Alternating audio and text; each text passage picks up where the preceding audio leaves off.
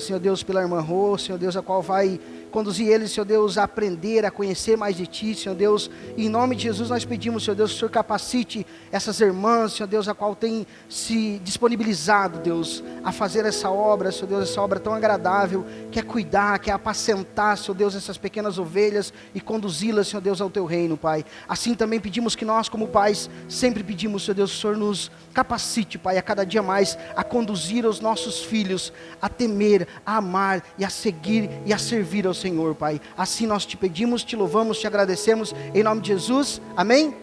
Graças a Deus, amém? Pode ir agora. Pode ir, oi, tudo bem? Moisés está meio cansado hoje, já que veio do Mar Vermelho, acabou de abrir o Mar Vermelho pelo jeito. Glória a Deus, meus irmãos. Está feliz? Eu estou muito feliz de estar aqui com vocês hoje, mais uma vez. É uma alegria, irmãos, estar sempre assim, poder compartilhar a palavra do Senhor, poder ver os irmãos e poder aprender mais, né, irmãos? Porque ao mesmo momento, ao mesmo tempo que eu ministro para os irmãos, eu sou ministrado, né? Deus fala comigo também e ministra a minha vida. Amém, meus irmãos? Eu quero compartilhar a palavra com os irmãos, dando sequência. Eu fiquei até de trazer um gráfico hoje para os irmãos, mas perante o texto ao qual nós vamos ministrar hoje ainda não é o tempo, sobre como é que é o nome mesmo? Alguém me ajuda? Não é linha do tempo. A gente está tão no mundo virtual hoje que é linha do tempo, a gente fala, mas é a árvore genealógica, né? Dos patriarcas até Jesus e até nós. Então, mas em outra oportunidade eu vou trazer, porque daí a gente vai continuar meditando nos textos de Gênesis. E a gente, em outro texto aí, eu vou estar trazendo essa árvore genealógica. Mas hoje nós vamos meditar na segunda parte, irmãos, dando sequência às ministrações que a gente está meditando junto, que está no livro de Gênesis, capítulo 25, o verso hoje que nós vamos fazer leitura e meditar é do 27 ao 34.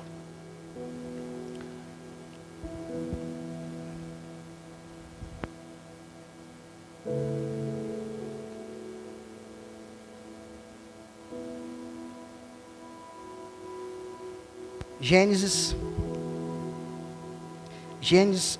25, verso 27 ao 34. Vamos meditar sobre esse texto. Todos acharam? Bem? Você pode acompanhar também através do nosso telão, data show aí, da projeção. Eu vou estar lendo aqui com os irmãos. A palavra do Senhor diz assim, meus irmãos, no capítulo 25, no verso 27. Cresceram os meninos, Esaú saiu um perito caçador, homem do campo. Jacó, porém, homem pacato, habitava em tendas. Isaque amava Esaú, porque se saboreava da sua caça. Rebeca, porém, amava Jacó. Tinha Jacó feito um cozido, quando esmorecido veio do campo Esaú. Ele disse, peço-te que me deixes comer um pouco desse guisado vermelho, pois estou esmorecido. Daí então chamar-se Edom.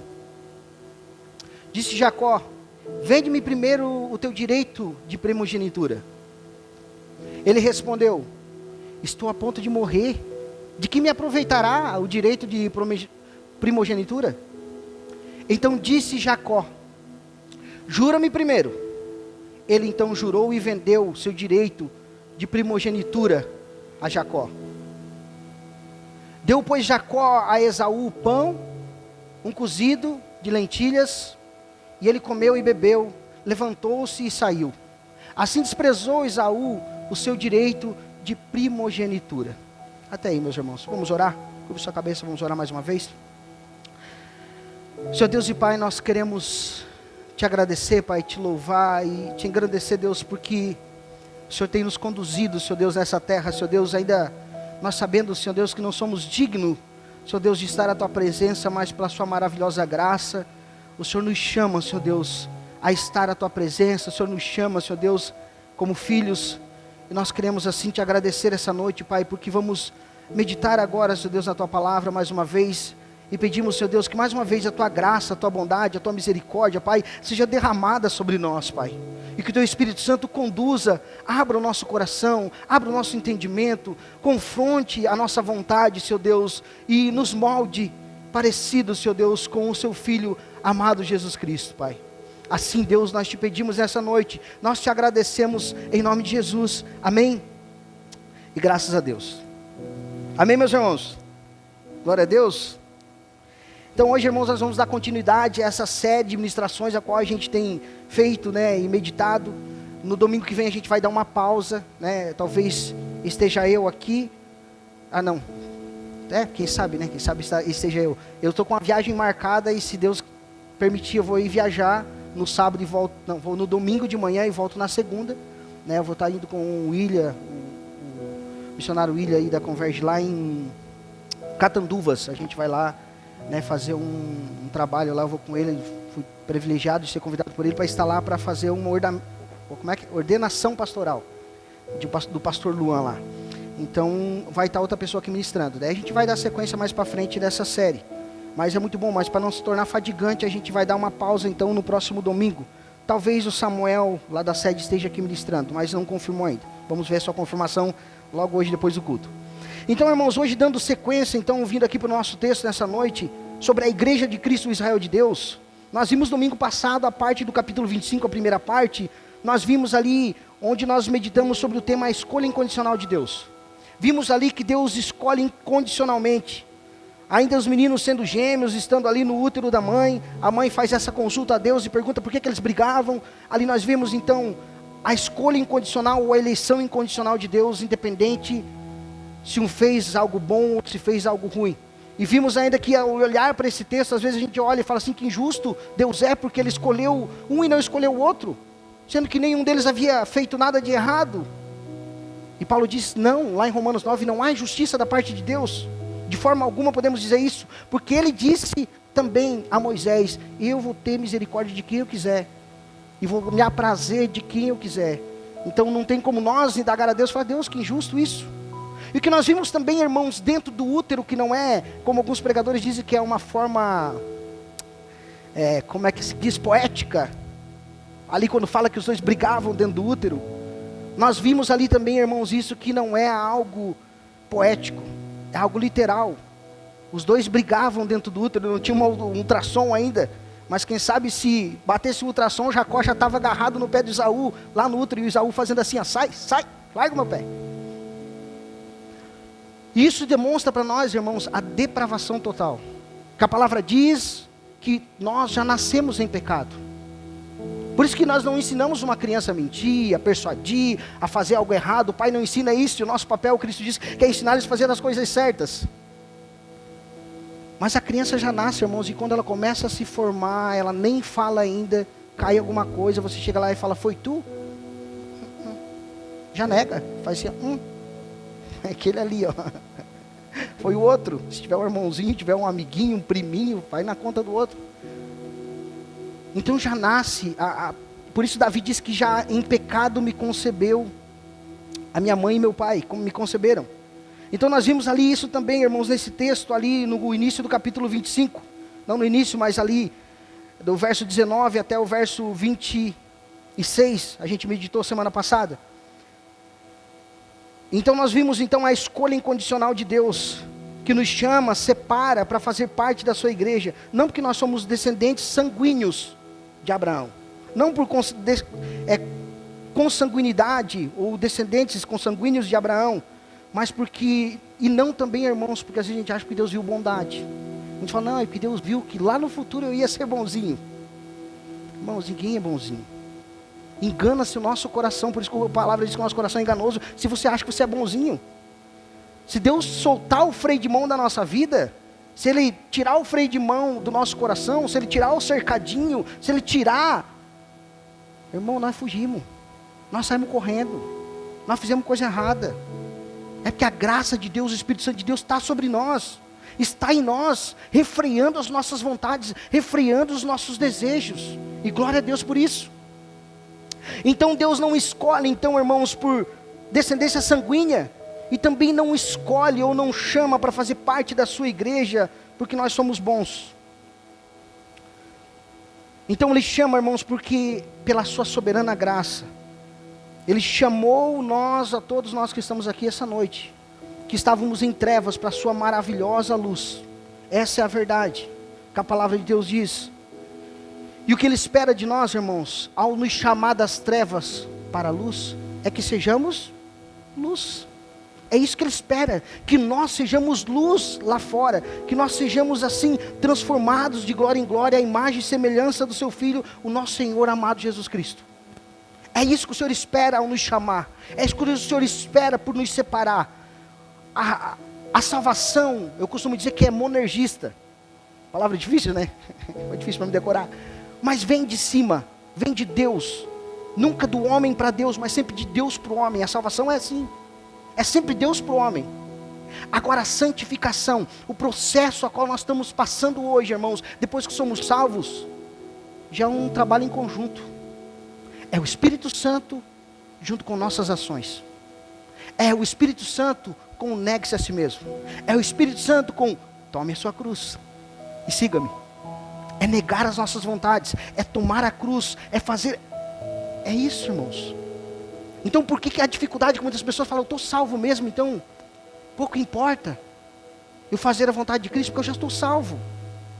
Mas não é isso que Deus está falando. Deus fala para nós que nós devemos agora passar esse processo de santificação, de nos tornar mais parecido com Cristo a cada dia que se passa, ser luz lá fora, ser cada dia mais parecido com o nosso Salvador. Então hoje, irmãos, nessa segunda parte, nós vamos refletir aqui, vamos meditar nesse segundo contexto aqui, ou essa segunda parte desses versículos do capítulo 25, com o tema qual é o valor. E até eu botei ali, né, a Jaque falou, meu Deus, amor, que feio. Tinha um cara com a cara bem feia ali no flyer, né, peludão, com a cara bem feia assim, comendo um prato de ensopado. Era o Esaú, né, foi a imagem que eu achei para ilustrar Esaú, comendo seu prato de ensopado. A palavra diz que ele era peludo, né, coberto de pelos, e que ele era um caçador. Então a imagem mais parecida que eu achei foi aquela talvez escandalosa, assim, para te olhar e falar, que imagem feia, né? Mas é a realidade. E a pergunta para nós hoje, então, irmãos, é qual é o valor, é o tema dessa ministração e dessa mensagem que eu quero passar para você nessa noite, e que você deixe gravado, qual é o valor? E tem uma frase muito interessante, irmãos, que talvez quase todos nós conheçamos. Uma frase, irmãos, que alguém disse que é muito interessante, que algumas coisas têm preço e outras têm valor. Por isso que o tema essa noite é, qual é o valor? Algumas têm preço, outras têm valor. Alguém disse essa frase e ela é muito interessante, irmãos. Então nós vemos que algumas coisas, elas têm preço. E eu quero separar essa frase aqui, para nós entender o contexto do que nós vamos meditar essa noite. E a verdade é que tudo que tem preço, irmãos, tudo que tem preço, nós estamos dispostos a abrir mão. Tem preço? Se tem preço, basta pagar o preço e nós entregamos. Nós estamos dispostos a, como diz o outro, está à venda, ou vendo. O outro escreve embaixo, duvido. Mas está à venda. Então tudo que tem preço, irmãos, está aberto, está disposto, nós estamos dispostos a abrir mão. Agora, por outro lado, a segunda parte dessa frase, irmão, diz que tudo que tem valor não tem preço. Tudo que tem valor para nós não tem preço. Ou seja, irmãos, se nós não estamos dispostos a abrir mão. Exemplo, né, bem básico para nós hoje, irmãos. Vai comprar um Fusquinha. O Fusquinha que era do bisavô de alguém. Está lá guardadinho na garagem. Chega lá e fala, quanto vale? Não, isso aqui eu não vendo. Não, mas é um Fuca, cara. Um Fuca, não. Isso aqui tem um valor para nós. Isso aqui tem um valor para nossa família. Aí quem sabe chega a mulher dele e fala assim, por mim eu já tinha vendido esse Fuca velho. Só fica aí estrovando na garagem. Incomodando e fazendo poça de óleo.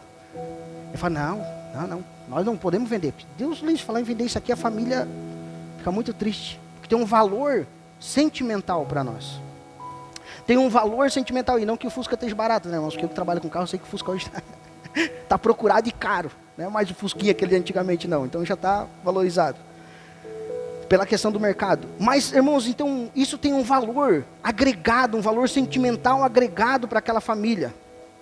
Agora, qual é o problema para nós hoje, irmãos? É que nós estamos trocando as coisas. Nós estamos colocando o que tem valor no lugar daquilo que Deus não valoriza muitas vezes.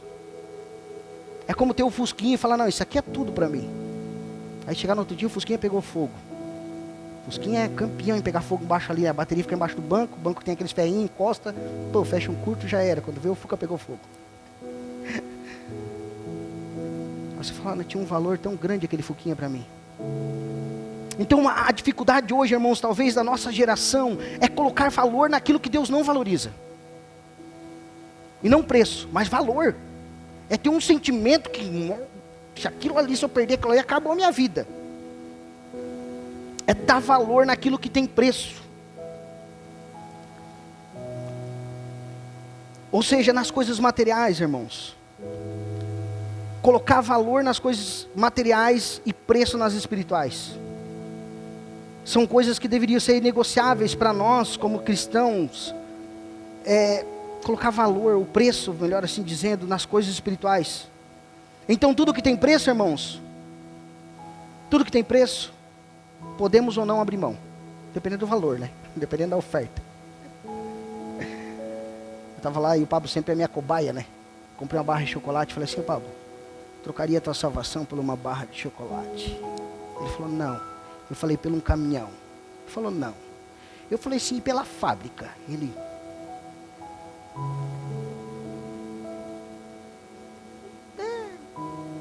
Não, mas não. Mas, viu? O coração já deu uma... será? Uma fábrica? Imagina eu pulando naquela tanque de chocolate.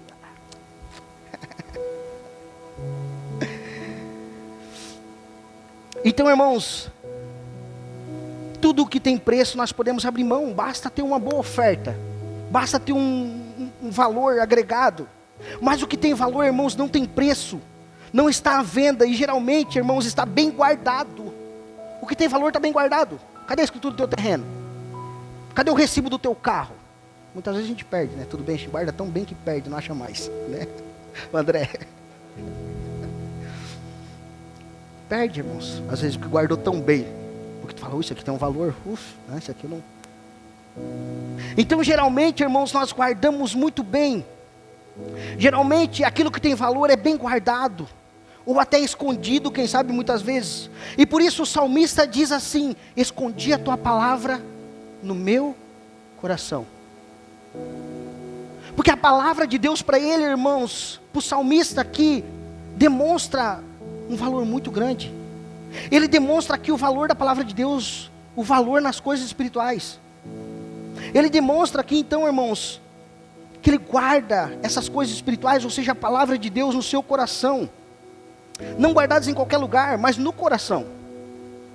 Eu poderia falar, guardei a tua palavra na minha cabeça, guardei tua palavra no meu bolso, guardei tua palavra lá no meu celular, na minha estante. Não, ele fala no coração.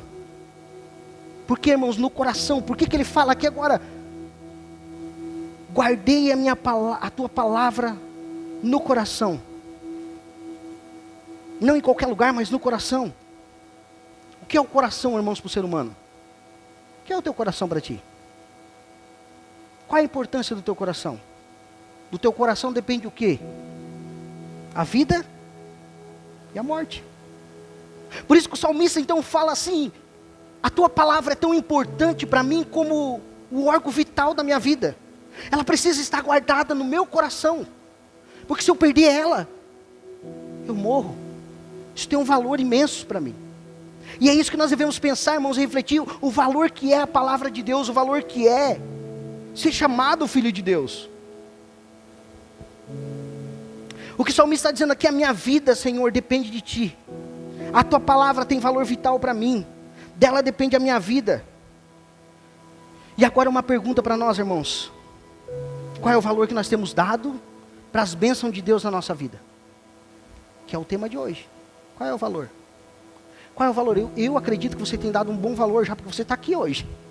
Então você tem valorizado de alguma forma que você veio cultuar o Senhor. Irmãos, nos dias de hoje a coisa mais difícil é vir num culto. Irmãos, parece que não era para ser, mas é difícil. Como diz o pastor falou para mim, tem que evangelizar os crentes. Tem que entregar panfletinho nas portas. Tem culto, vamos no culto. Cultinho, vamos. Está difícil. Mas glória a Deus então, irmãos, qual é o valor que nós temos dado para as coisas espirituais, para as bênçãos de Deus na nossa vida? E nós vamos ver agora na história então de Jacó e Esaú, irmãos, essa diferença de valor e preço. Nesse texto ao qual a gente leu aqui e meditou do verso 27 ao verso 34, nós vamos ver essa diferença de valor e preço. E a palavra diz então, eu quero entrar no texto aqui no verso 27.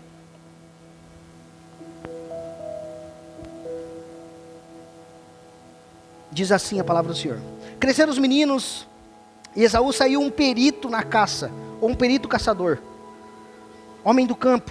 Jacó, porém, um homem pacato, deixa eu ver se era isso, que habitava em tendas. O verso 27 aqui então, irmãos, começa a demonstrar a diferença dos dois.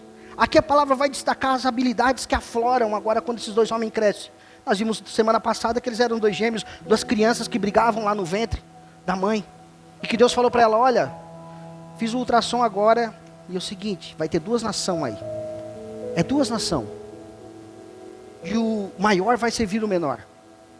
Mas agora eles passou o tempo e eles cresceram, já tão grande. E a palavra destaca agora aqui para nós, o escritor assim destaca para nós, dizendo, Moisés destaca aqui mostrando para nós a diferença. As habilidades que afloram na vida de cada um dos gêmeos. Um, perito em caça, Esaú, homem do mato, com boas habilidades de caça. Homem que vivia no mato, no campo, a palavra diz. Já o outro com boas habilidades agora, diz pacato. Quando fala pacato aqui, irmãos, dá a ideia de uma pessoa educada. O Esaú era um cara mais grosseirão, aquele cara que chegava mesmo e eu imagino que pegava, como é que diz, a coxa do frango, hein? Aqueles filmes de, como é que é, das antigas lá, de medieval. Jacó era um cara mais educado, ele estava em casa ali, né, comia de garfo e faca, ele era um cara mais, talvez pela criação, porque a palavra diz que a mãe dele amava mais a ele, e ele se criou com a mãe, se criou no ambiente ali familiar, então talvez ele teve uma melhor educação, enquanto Esaú não, Esaú vivia no mato caçando, então não teve uma educação tão primordial. Mas aqui então a palavra mostra para nós aqui então que Jacó era um cara educado, pacato. Em hebraico aqui a palavra diz completo. Não perfeito, mas completo, ou seja, ele era um homem bombril. Jacó era um homem bombril, mil utilidades. Ele instalava a televisão, ele ao mesmo tempo já arrumava o chuveiro, ele já trocava uma torneira, ele já limpava o pátio, ele cortava grama. Ele era o cara bombril, mil utilidades. Era quem gosta de futebol, quem é o cara que joga... Quem é, tu que é bom do futebol lá? O cara que joga em tudo que é canto ali. É o meio de campo? Camisa, qual é a camisa? O 11? Eu sou ruim de futebol. Mas tem um cara aí no futebol, eu sei que é o cara que... Ele tá ali. Mas enfim, irmãos, então... Esse era Jacó. Aí o verso 28 diz assim... Isaac amava Esaú, porque se saboreava da caça. Rebeca, porém, amava Jacó. Aqui mostra, então, irmãos, o favoritismo do pai pelo seu filho e da mãe pelo seu filho Jacó. Pai pelo Esaú, e já agora aqui mostrando a mãe que tinha um favoritismo ou amava a Jacó. Isso não quer dizer, irmãos, que na tua casa tu... Né, tem alguns que fazem essa aplicação, porque nós não podemos ter filho favorito, irmãos. Porque favorito... Não está falando sobre isso, mas demonstra para nós que havia um favorito. Tipo, o Pablo é meu filho favorito. Só tem ele. De menino, né? A cara dele. Então demonstra aqui, irmãos, que os pais tinham favoritismo. E mais para frente, nós vamos ver que apesar do pai amar um e a mãe amar outro, prevaleceu a graça soberana de Deus. A vontade de Deus que prevaleceu. O pai falou, eu gosto mais da caça de Esaú. A mãe falou, não, mas o Jacó está sempre aqui com a mãe, o Jacó ajuda a lavar a louça, o Jacó está sempre aqui por casa, o Jacó faz tudo, eu amo mais. Ele falou, não. Independente de quem você ama, ou que o outro gosta mais da caça, independente da tua barriga, Isaac, se tu gosta mais de comer a caça do teu filho, de Esaú, independente se o Jacó lavou a louça ou não, é eu que escolho. É eu que faço. Mostra a soberana graça de Deus. Aí no verso 29, então, irmãos, diz assim... Tinha Jacó então feito um guisado. E quando esmorecido, então veio do campo Esaú. E olha que interessante, irmãos. Jacó agora está em casa, fazendo um sopadinho. A palavra vai falar mais para frente que era de lentilha. Lentilha, acho que todos conhecem, é tipo um feijãozinho, né? Um grão. E fala que era um ensopado vermelho. Então talvez seria uma lentilha diferente do que nós temos aqui, porque eu acho que a lentilha aqui é verde, né? Então, seria meio avermelhadinha. Então ele está fazendo ensopadinho, e Esaú vem com fome. Ele vem com fome agora, e chega esmorecido. Esmorecido é sem força. E ele vai falar para frente, morrendo, desanimado. Mas Esaú não era perito em caça. O cara era perito em caça. Peraí, ele não era filho do... Ele não era filho de Isaac? Também. Ele não poderia chegar e comer o que ele quisesse? Mas não, ele olha para o prato do Jacó e fala, ô, esse ensopado, eu estava lá no mato e vim sentindo o cheirinho. E é esse que eu quero. É esse que me fez brotar um desejo de comer. E ele chega então desanimado, sem força, morrendo. Talvez passou um dia todo na caça, sem nada, sem ter alcançado nada.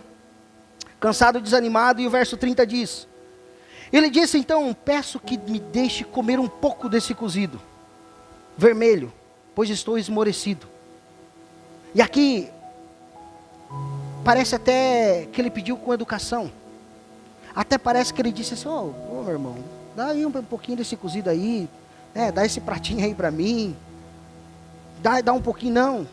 A palavra diz no original que ele chegou e impôs, ele chegou enfurecido, ele não tinha força, ele estava com fome, ele estava morrendo, mas ele, dá um pouco disso aí para mim, agora, com pressa, imediatamente, eu quero comer agora esse guisado, isso aí que tu tem preparado.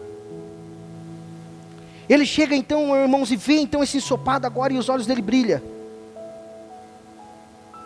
Se fosse eu, não ia cair nessa, né, irmãos? Porque eu não gosto de ensopado. Eu ia falar, não, cara. Não dá para fritar um ovo, não. Ensopado, não. Podia comer um ovo frito. E ele fala, ele pede, deixa eu comer. E no original, como eu falei, demonstra que ele tem um ar de arrogância, de pressa. Imediatamente, eu quero agora. Impulsivo. No original fala desse negócio vermelho, repete 2 vezes, aqui não, no texto só fala uma vez. Ele está agora cansado, mas ao mesmo tempo está enfurecido e ele quer comer, ele está impulsivo. Irmãos, e aqui traz uma aplicação para a nossa vida. Cuidado com os impulsos da nossa vida. Nós temos que se controlar, que muitas vezes somos impulsivos e tomamos decisão errada por impulso. E a consequência vem. Então aqui ele está impulsivo, ele está agora inconsequente, ele quer agora comer essa comida. E ele fala, porque eu estou morrendo. Como eu disse, olha, um cara que era filho de Isaac, ele não tinha nada lá no reino do pai dele para ele comer, além de ensopado. Aí ele diz que está morrendo de fome. E aí a segunda parte do verso diz assim, do verso 30 ainda. Daí chamar-se Edom. Edom, que significa vermelho, de onde vem o povo edomita. Quando nós vamos falar e ler na Bíblia, quando o povo está no deserto e pede passagem para a terra prometida, e o povo diz que não vai deixar passar, é o povo descendente, os edomitas, descendente de Esaú. Aqui o que Moisés está mostrando para nós, que ali já pegou até um apelido para Esaú, o vermelhão. A palavra já diz antes que ele era peludo e vermelho, com a pele avermelhada ou com os pelos avermelhados. Talvez ele era meio, como é que é o nome da pessoa que tem o cabelo vermelho? Ruivo, ele era ruivo, isso mesmo. Então agora ele pede para comer o vermelho ainda, pronto, pegou vermelho. Então a descendência dele vai vir então esse povo, meus irmãos, os edomitas. Os edomitas agora queriam ser um povo, um dos maiores inimigos do povo de Israel, dos israelitas, que são também árabes ali em redor do Mar Morto. Você pode procurar no mapa, no Google ali, vai te mostrar onde é que está esse povo hoje. Está ali, naquela região dos árabes ali. Agora no verso 31, irmãos, diz assim, disse Jacó então, Jacó fez uma proposta. Já que tu está com tanta fome, já que tu veio com tanto desejo para comer meu guisado, eu tenho uma proposta para te fazer. E a proposta que Jacó faz para ele, olha só, no verso 31. Diz Jacó, venha primeiro o teu direito de primogenitura então.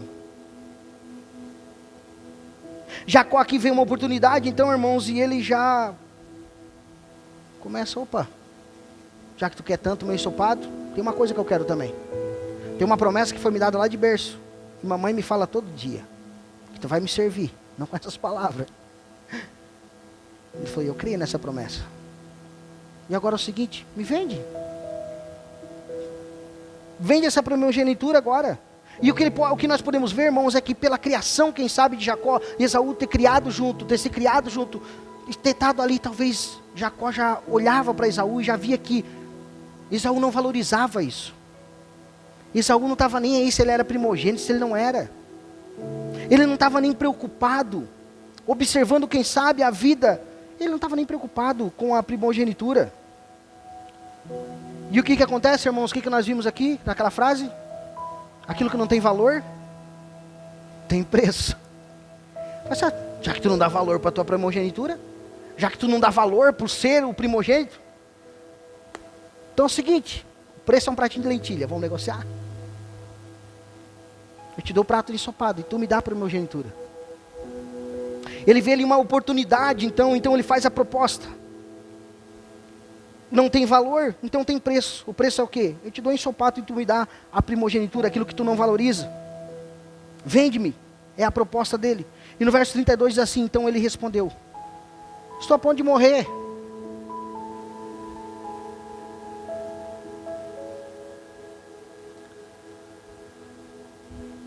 De que me aproveitará o direito de primogenitura? Olha a resposta dele. E aqui, irmãos, eu poderia até mudar o tema da mensagem essa noite, porque enquanto eu estava aqui meditando nesse texto, eu entendi que Esaú não valorizou a bênção para a vida toda. E poderia ser esse o tema dessa noite. Bênção para toda a vida, ou para a vida toda. Ele não valorizou isso, irmãos. Ele olhou para isso tudo, para a primogenitura dele, espiritual. O que adianta? Eu ser filho de Deus e estar com fome? O que adianta eu ser filho de Deus e morrer? Ora, o cara que era caçador, que não devia ser fraco, devia ser um cara forte, vai morrer e ficar um dia sem comer? Claro que não, né, irmãos?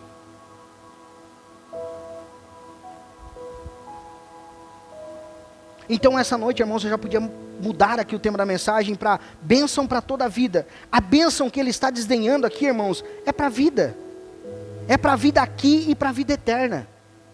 Essa era a bênção que ele estava desdenhando ali agora. Esaú não estava nem aí, irmãos, para a maior bênção que o ser humano pode receber. Você sabe qual é a maior bênção que o ser humano pode receber? Não é 1 milhão na conta, não. Às vezes a gente pensa, 1 milhão na minha conta. A maior bênção que ele poderia receber, irmãos, é a salvação. É uma vida com Cristo. Essa é a maior bênção que o ser humano pode receber. Não tem outra. Tudo que vem depois disso é mentira do diabo, meus irmãos. Tudo. Tudo, meus irmãos, pode vir tudo, irmãos. Ser bem sucedido financeiramente, bem sucedido de todos os aspectos, todas as formas, irmãos. Profissionalmente, no amor, no dinheiro. Sem Cristo, irmãos, no final nada vai valer.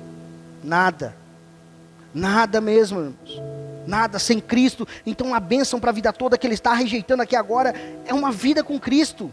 É ser salvo em Cristo, é ser servo de Cristo, é ser amado por Cristo.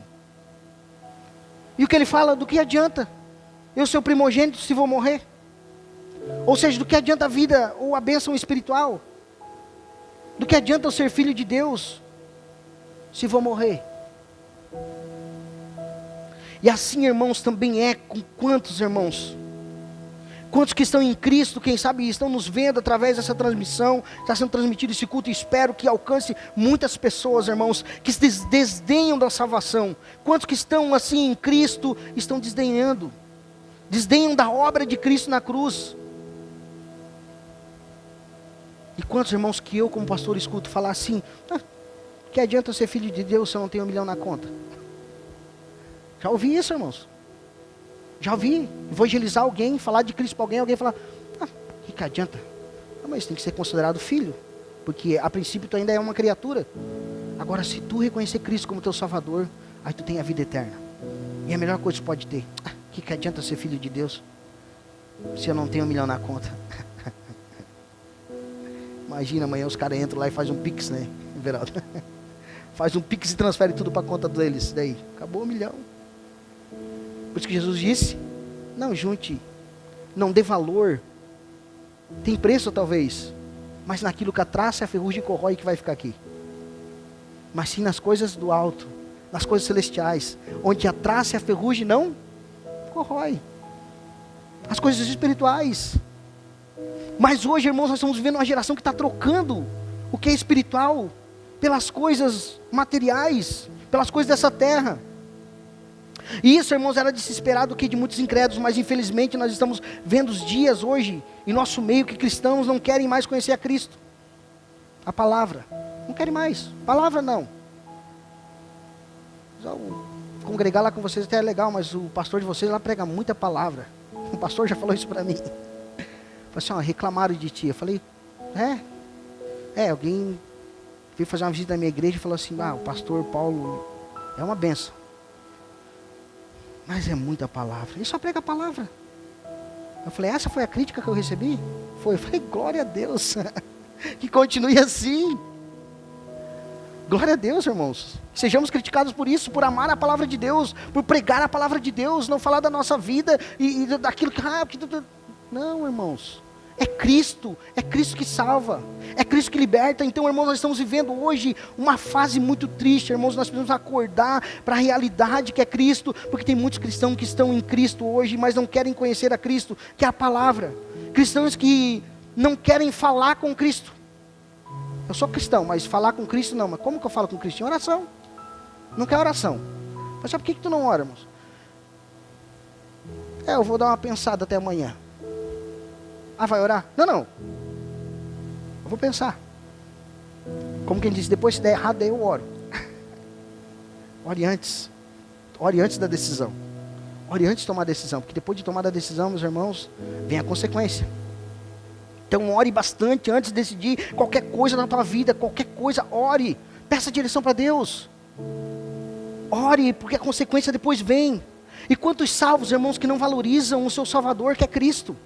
Então nós vemos cristão hoje que não querem conhecer a Cristo, a palavra. Cristão hoje que diz que é cristão que não quer falar com Cristo, que é a oração. E salvos hoje que não valorizam o seu Salvador, que é Cristo.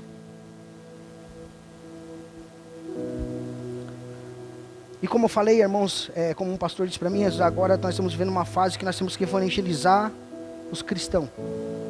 Por isso que eu disse, glória a Deus que você está aqui. Glória a Deus que você já tem um valor, você dá valor para a palavra de Deus, você dá valor de estar num culto, glorificando o nome do Senhor Jesus. Glória a Deus pela tua vida. Porque quantos irmãos que esperam que o pastor vá buscar?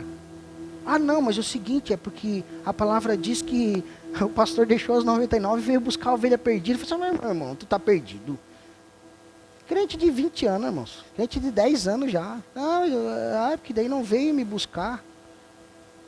Está esperando que o pastor vá lá buscar no colo para glorificar o Senhor. Para vir participar de um culto como esse. E aí tem que fazer um convite especial, uma atração especial para atrair irmãos. E por isso daí, e daí sabe o que acontece? Daí acontece o seguinte. Aí muitos chegam para mim e falam assim, não pastor, hoje em dia, crente, é cristão, diz que é cristão. Não vai à igreja nenhuma. Eu não vou muitas igrejas porque as igrejas viraram casa de show. Show gospel, é isso aqui, é aquilo lá, é aquele outro. Tá aí, tua vida com Cristo, como é que tá? Aí um falou esse dia pra mim, falou assim, virou casa de show por causa de ti. Mas por quê? Eu falei, não, virou. Por causa de pessoas como você, Deus passou a começar a inventar coisa. Não é mais palavra, pregar palavra. Vamos inventar um movimento sobrenatural, vamos inventar um negócio aqui para mexer, para movimentar, que daí as pessoas vêm, que coisa, eu vejo um anjo tocando na tua vida, eu vejo não sei o que, mexendo não sei o que lá, agora vi 3 anjos com a espada ali. As pessoas, concorda comigo que é loucura? Concordo que é loucura. Mas por que eles fazem essas loucuras? Uma que já são falsos profetas, eu considero isso. Ou não conhecem a palavra de Deus. Outra por causa de pessoas assim. Crentes que não querem servir a Cristo, não querem conhecer a Cristo, não querem falar com Cristo. Não valorizam a salvação em Cristo. Aí os pastores falam assim, não, para nós lotar a igreja, vamos inventar algum método. Vamos inventar alguma coisa. Mas não na palavra. Vamos inventar alguma coisa para atrair esse povo, para manter, para entreter. E aí vira casa de show mesmo, vira entretenimento. E é o jeitinho que muitos irmãos fazem hoje. Mas por culpa, eu até digo, claro que não são inesculpáveis, né? Eles são culpados por isso, vão ser cobrados por Deus por isso, por não ensinar as ovelhas o caminho certo, não ensinar as coisas certas. Mas a verdade, irmãos, é que muitos não valorizam a primogenitura. Assim como Esaú não tem nem um pouco de valor, não dá, irmãos, a geração nossa hoje precisa, irmãos, valorizar mais as bênçãos espirituais. Nós precisamos partir de nós isso. Precisa partir de nós. Nossos filhos precisam ver nós orar. Nossos filhos precisam ver nós lendo a palavra de Deus. Talvez eles vão achar até que é brincadeira. Tipo a Lisa, às vezes eu vou orar na beirada da cama, ela desce lá, fica se enfiando embaixo de mim, fica brincando, daí ora um pouquinho, daqui a pouco brinca de novo, me desconcentra, eu não brinco com ela. Fala, sai daqui que o pai está orando. Fica aqui, filha. O pai está orando. Daí ela ora um pouquinho sério, daqui a pouco ela não, daqui a pouco ela sai. Daqui a pouco ela vem, às vezes eu estou com uma lágrima no olho, ela olha. Deixa eu ver esse cara. Tem um negócio aqui, pai. Ela fala para mim. Daí limpa, fala, isso aí é. Aí ela sai, volta. Mas ensinar, eles precisam ver nós orar, eles precisam ver nós ler a palavra de Deus, eles precisam estar num culto como hoje. Porque no futuro, irmãos, eles vão crescer, irmãos. Eles vão crescer. E se eles não conhecerem a graça de Deus, meus irmãos, nós não conseguimos mais levar de arrasto. Aí o mundo leva, o mundo carrega. E é só água abaixo, é só ladeira abaixo. É uma correnteza que leva, e leva para longe de Deus, para longe das coisas de Deus, para longe das bênçãos espirituais. Verso 33, irmãos.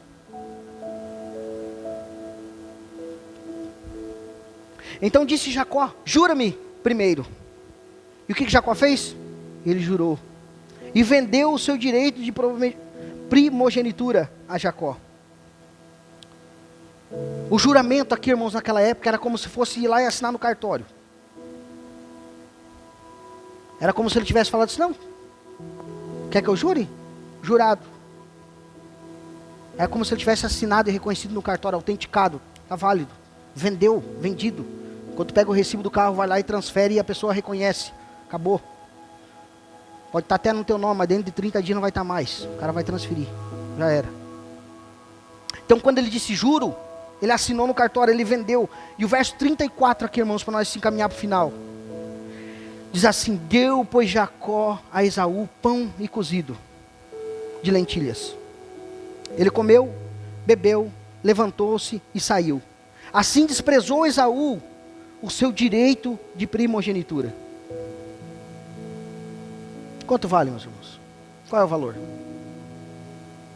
Qual é o valor que nós temos dado para as coisas espirituais? Qual é o valor que nós temos colocado na palavra de Deus? Nós temos colocado de estar num culto, nós temos colocado em estar na presença de Deus, nós temos colocado em oração na nossa casa. E olha que interessante, irmãos, Esaú teve força para sair lá de onde ele estava e vir até Jacó. Esaú aqui, ele teve força para ficar ali e negociar com Jacó ainda. Vender, comprar, quanto custa, né? O preço, pratinho de ensopado, quer passar? Vamos negociar? Passa pro meu nome e te dou a sopa. Tu rolou uma conversa. Não, mas eu estou morrendo. Um cara que está morrendo, ele já cai desfalecido, ele não fica ali trocando ideia e negociando. Então o que Esaú teve? Ele teve força para negociar.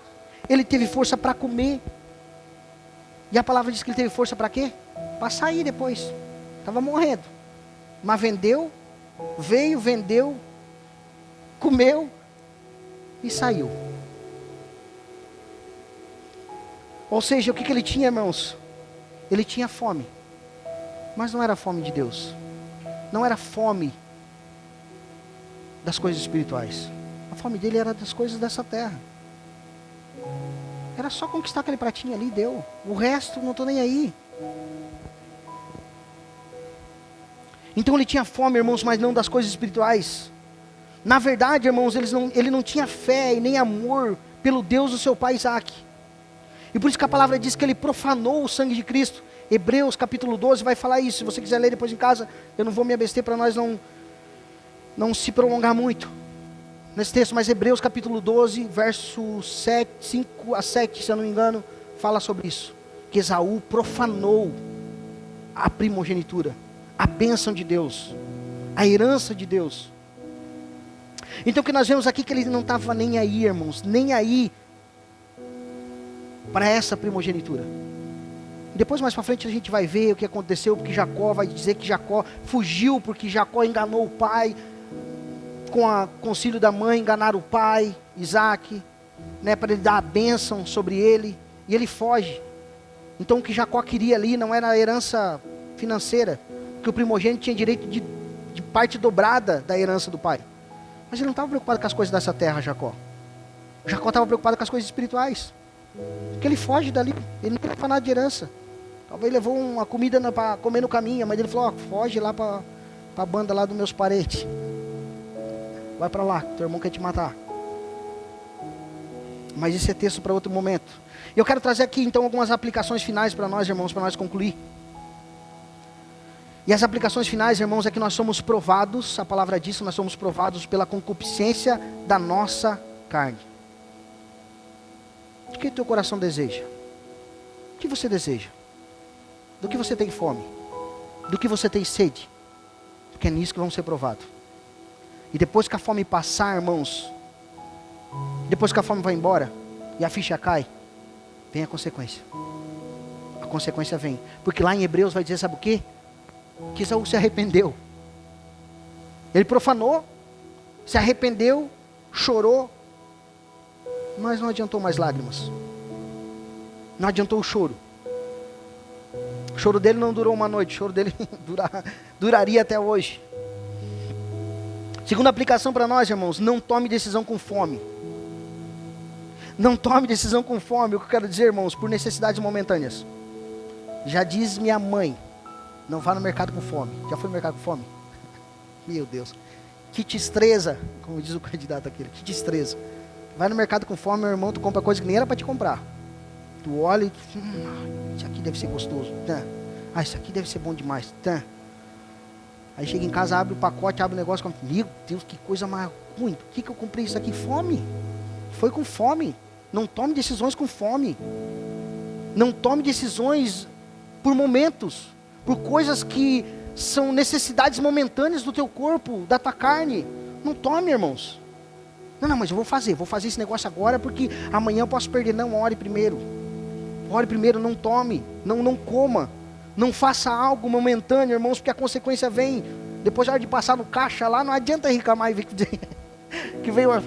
Tá louco, eu achei que eu fiz as contas em casa, mas minhas compras ia dar 200 pila. Fui no mercado com fome e gastei 500. Imagina, comprou coisa que nem era para comprar. Come antes de ir para o mercado, irmãos. Come antes de ir para o mercado. Os maridos e as esposas aqui, eu vou falar entre linhas. Se alimente antes de sair, viajar, passear. Sejam bem alimentados, o casal. Sejam bem alimentados. Surgiu uma oportunidade lá, tu não vai chamar urubu de louro. Vai falar, não, esse urubu é urubu mesmo e é oferenda do diabo. Sai fora. Sai fora que eu sou crente. Vocês entenderam, né? Falo por parábolas. Mas vocês me entendem, creio assim. A terceira aplicação, irmãos, para nós finalizar aqui, então, é quantos jogaram tudo fora, irmãos? A sua vida com Deus, por uma namorada, por um emprego, por uma carreira, por uma proposta. Então o que nós precisamos lembrar, irmãos, em buscar o reino do céu, a sua justiça, e as demais coisas serão acrescentadas. Quarta e última. Nós fizemos parte, irmãos, dessa linhagem de Deus, a igreja de Cristo. Fomos chamados por Ele, que nós demos o real valor, a real importância. Nós vamos viver no mundo daqui para frente, irmãos, que vai de mal a pior. As coisas de Deus vão ficar para trás. E se nós não se posicionar com nossos filhos, se nós não se posicionar como cristãos verdadeiros, irmãos, e valorizar aquilo que Deus fez por nós, aquilo que Cristo fez por nós na cruz, irmãos, a próxima geração vai ser triste. Se a nossa já está difícil, imagina o futuro. Imagina o futuro, irmãos. Como que vai ser? Então que nós venhamos a valorizar, por isso que a palavra diz, João, abre para mim lá, Murilo, João, capítulo 1, verso 12. Para nós finalizar.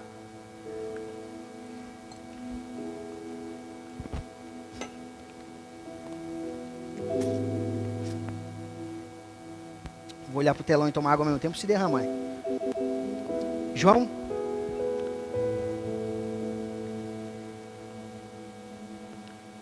Murilo está sob pressão, eu também, vice Murilo. Derramei água. João capítulo 1, verso 12, olha o que diz. Mas todos os que o receberam, deu-lhes o poder de serem feitos filhos de Deus, a saber os que creram no seu nome. Irmãos, tu é filho de Deus, tu é filha de Deus, meu irmão. Dê o real valor para isso. Dê o real valor. Lá fora as pessoas precisam saber que você é um filho de Deus, que você é uma filha de Deus. Dê esse real valor e real importância. Então deu a saber a todos aqueles que nele creram e creram no seu nome. Se você crê no nome de Jesus Cristo, você recebeu o direito, você recebeu esse poder de ser chamado filho de Deus. Pela graça de Deus somos salvos. Amém, meus irmãos? Para finalizar, Esaú, irmãos, trocou sua primogenitura por um prato de lentilha. Agora a pergunta é: quais são as bênçãos espirituais, irmãos, que nós estamos dispostos a trocar por prazeres momentâneos e passageiros e temporais? Precisamos olhar para isso, analisar isso. A atitude impulsiva de Esaú nos alerta, irmãos, sobre a tentação de trocar as coisas preciosas espirituais por gratificações imediatas e superficiais. Rapidinho, passa rápido, e a ficha cai, e a conta vem, como eu falei. Passa no caixa do mercado, a fatura sai a etiquetinha ali, o valor.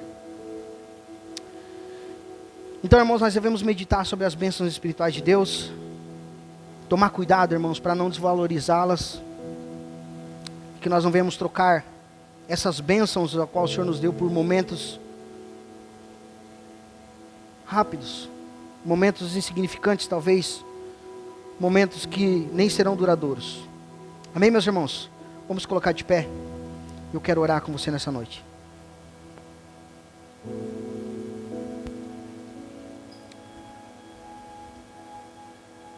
Que possamos aprender, meus irmãos, com as atitudes aqui, de buscar as coisas espirituais, com essas atitudes dos dois aqui, a dar valor para o que tem valor e preço para o que tem preço. Não coloque as coisas deste mundo como valorosas ou acima das coisas espirituais, daquilo que Cristo chamou para ser. Não coloque um trabalho, não coloque nada, meus irmãos. É bom ter trabalho, é bom ter emprego, é bom ter família, é bom ter um namorado, é bom ter uma namorada, é bom, tudo é bom. Mas não coloque acima das coisas de Deus, porque isso, irmãos, vai acarretar grandes prejuízos para a nossa vida. Grande prejuízo. Não troque por um prato de lentilha não, meus irmãos, que vai passar. Que reconhecemos o amor, o valor inestimável das bênçãos de Deus em nossas vidas, e que guardamos com zelo e gratidão. Senhor Deus e Pai, nós queremos aqui, Deus, te agradecer, Deus, por o Senhor ter nos chamado e poder assim nós, Senhor Deus, ser reconhecidos, Senhor Deus, como seus filhos. Obrigado, Senhor Deus, por nos ter chamado das trevas, Pai, da sua maravilhosa luz. Senhor Deus, que nós venhamos reconhecer o valor que há nas coisas espirituais. Esse valor, Senhor Deus, que muitas vezes o mundo lá fora não dá, e muitas vezes nós, como os cristãos, como aqueles que são os teus servos, falhamos muitas vezes, Pai, e damos valor para tantas coisas passageiras nesse mundo, Pai. A beleza vai passar, o dinheiro vai acabar, o carro a ferrugem vai comer, a casa o cupim vai comer, o concreto vai estragar, a casa vai rachar, nós vamos voltar ao pó. E aí veremos, Senhor Deus, que as coisas dessa terra, Deus, a qual nós valorizamos tanto, vão ficar tudo aqui, nada levaremos. Viemos de mãos vazias vamos voltar. A única coisa que temos, Pai, é a esperança viva de viver a eternidade contigo, e que naquele dia ressuscitaremos com um corpo incorruptível, a qual não vai mais dar valor para essas coisas passageiras, mas sim valor para as coisas importantes, que são as espirituais.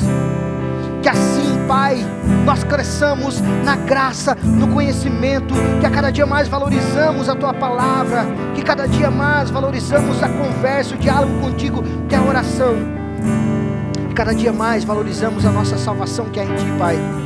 Somos salvos em Ti, e vivamos, Senhor Deus, como salvos, fazendo a Tua obra, levando salvação onde quer que nós estejamos, Pai. Nos encoraja a fazer a Tua vontade, a lembrar quem nós somos e para que fomos chamados, Pai. Assim, Pai, eu oro por essa igreja, Senhor Deus, eu oro pela Tua igreja em Treviso essa noite, Pai, que cada um de nós seja encorajados, que cada um de nós seja assim agraciados, Pai. Acrescenta, Senhor Deus, a nossa fé, para que nós venhamos valorizar a cada dia mais as bênçãos espirituais em Ti, Pai. Assim, Pai, eu te peço, assim, Deus, nós como igreja te agradecemos, Pai, em nome de Jesus, amém. E graças a Deus, vamos adorar o Senhor, aleluia. Levantamos nossas mãos.